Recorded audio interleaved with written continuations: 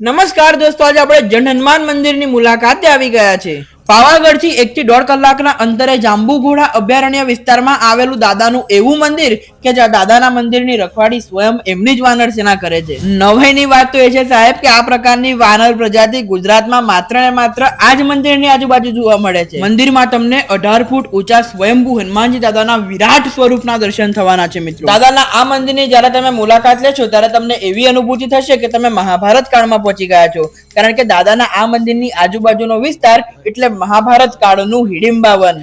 મંદિરની આજુબાજુના વિસ્તારમાં તમને મહાબલી ભીમની ઘંટી, અર્જુનનો કૂવો અને મહાદેવના અતિ પ્રાચીન પૌરાણિક મંદિરના દર્શન થઈ જવાના છે. દાદાના આ મંદિરની સ્થાપના કોણે કરી એ બહુ મોટું રહસ્ય છે. માનવામાં એવું આવે છે કે પાંડવો દ્વારા અજ્ઞાતવાસ દરમિયાન આ મંદિરની સ્થાપના કરવામાં આવી હતી. જન હનુમાન મંદિરની અંદર દર શનિ, રવિ અને મંગળવારે ચાનો ભંડારો કરવામાં આવે છે. મિત્રો, દાદાની પ્રસાદી રૂપે આ ચાનું રસપાન કરજો, દાદાની વાનર સેનાને ફળહાર કરાવજો, મજા મસ્તી કરજો અને વિડીયો ગમ્યો હોય તો ફોલો કરી દેજો.